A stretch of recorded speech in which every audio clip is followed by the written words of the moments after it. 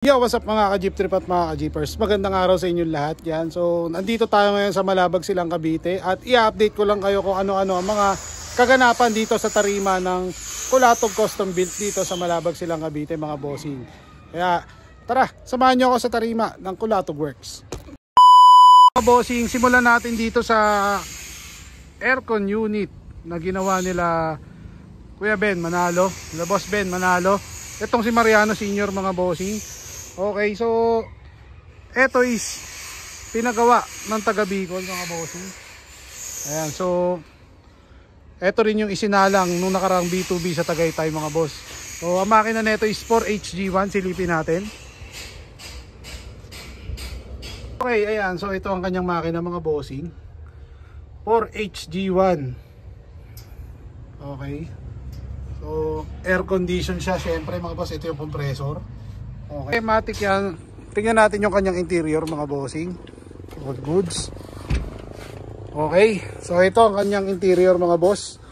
So tapos na siya. Actually, dinala lang siya rito ulit para dito muna ipagawa. Dahil meron konting tinatapos na lang. Kumbaga bahagyang-bahagya na lang na tinatapos dito. Pagkakaalam ko audio setup na lang ang kulang nito. Yan, so kumbaga 80% 80 to 90% na siyang tapos, mga bossing. And ayan, ito yung kanyang kisame, ayan. Okay, and then naka headboard na rin, paikot. So papakita natin yan. So ang gumawa nito is si Boss Dante Ocampo. Okay, and then ito yung kanyang blower na aircon. At meron din dito sa taas. Pakita ko sa inyo, mga boss, yung kanyang aircon. Mga bossing, pakita ko sa inyo itong kanyang headboard na ginawa. Ayan, oh. So ito na siya. Ang gumawa niya na si Boss Dante Ocampo. So parang ibinalot yung kahoy sa kanyang blower. So ang ganda rin, no? Oh. Ayan. And then syempre may abang na mga para sa speaker. Okay. So next natin, ito yung kanyang likuran. So nakasarado na yung kanyang likuran, mga boss. Ayan, oh. Dahil nga ito ay aircon. So all goods na to, mga bossing. O konti na lang, sound setup na lang ang inaano na ito.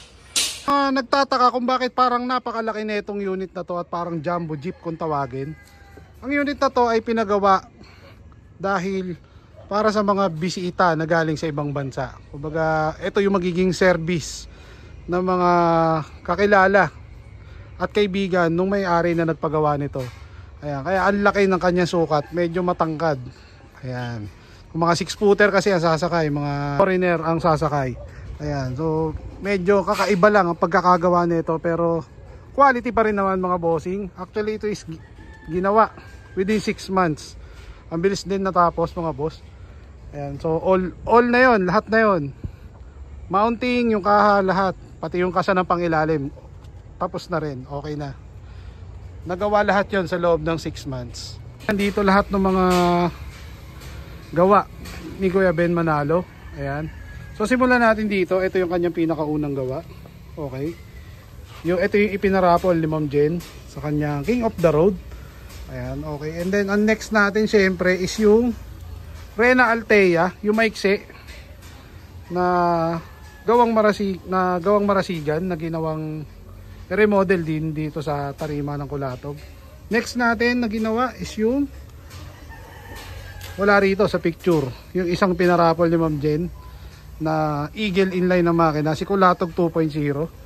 And then yung pang-apat is si Will Cedric. Ayan, yung biyaheng Balibago Tagaytay. Ito yan, mga boss. And then syempre ang panlima, si Mariano Senior, mga boss. Ito na yun, itong aircon na to. Ayan. So meron dalawang chassis dito na nakaabang. So actually meron na tong kliyente, may magpapagawa na nito. Antay lang matapos yung nandun sa loob. Pag natapos yan, sakay sasalang to, mga bossing. Ayan, parehas 11-seater. Okay, Kevin, saan tayo? Next natin. Doon tayo sa harap. Ayan, mga bossing.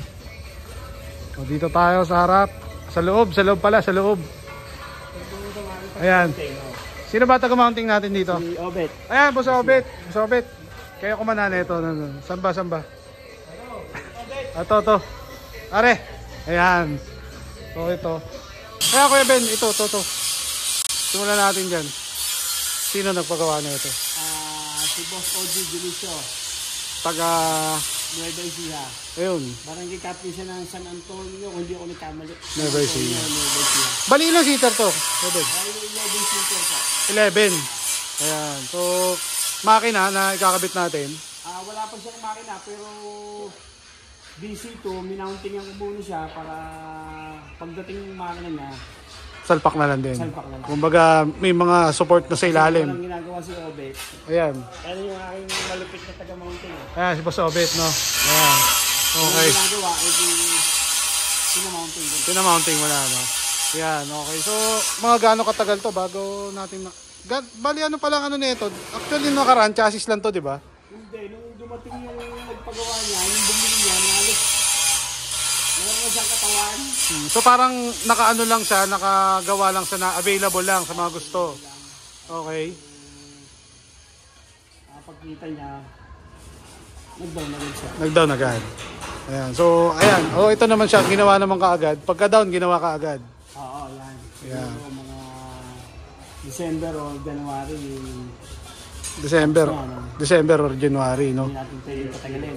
Oo, at maraming naka-line up. Di ba? May dalawang chassis para sa labas. Ang chassis doon, isang taga Indang, Tsaka, isang taga Rosario, Batangas. yun. Si Albert Digma ba yan? Yan. Si Boss Albert Digma. Ayan. Nyo. Ayan. Kami nang Abay. naghihintay sa gitna. Abay, grabe naman yan. Grabe yan. Okay, so, yung nandito chassis natin, nasa na yun? Sinabi ko nga, Tinabi muna. Ito siya. hindi mo na siya gagawin. Okay. So, and then next natin, itong isa. Ito. Itong isang to. 14-seater, 14. 4HG1 biturbo. SG1 Turbo. Ayan ay para sa'yo. Sa akin yan. Paano kung may gumusto? Alam mo, may gumusto. Trip ko yan niya. Available yan kung sakaling mga gusto niyan, 14-seater. Oo. Pwede yan, pwede ibenta yan. Pwede. Ayan. So, depende sa pag-uusap na lang. Depende. Ayan. Pero at least meron nang nakatayo no? Oo, may pangilalim na yan. Meron na rin. May makina na rin. Ang makina ay nandito. Ito ata. HG1 mga boss. Ayan. So ito ang kanyang makina mga bossing. HG1. Hindi turbo? Hindi. At may turbo yan. May turbo.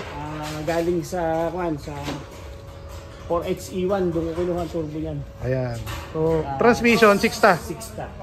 Ito. Ito ang 6-ta niya. 6-speed. Ayun. So next natin ito to. Itong owner na to. Yan. Ito yung owner mo no? Yung naka wide lip. Asan na yung wide lip na ito?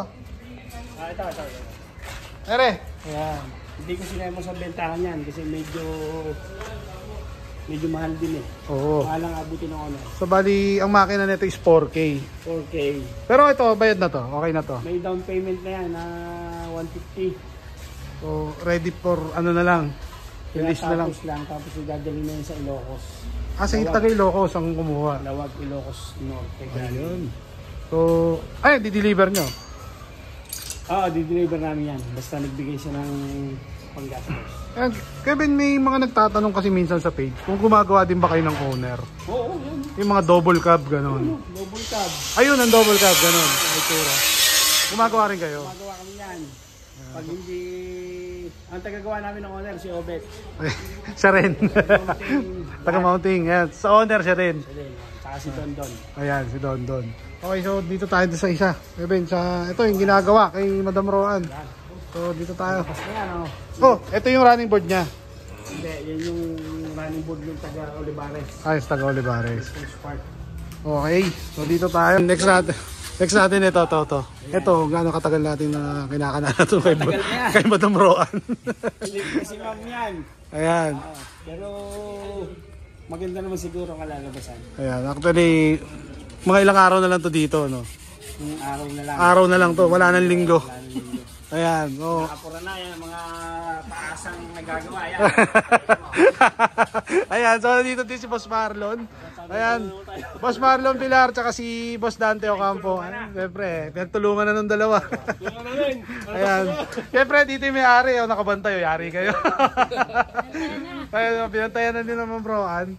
Ayan, so pakita ko na sa inyo mga bossing itong kanilang ano rito. Ayan, Kevin, binertical nyo na rin yung harapan. Oo, yan. Kasi nung una hindi to naka-vertical, di ba? Naka-vertical yan. Ayan. Ginaya natin yun.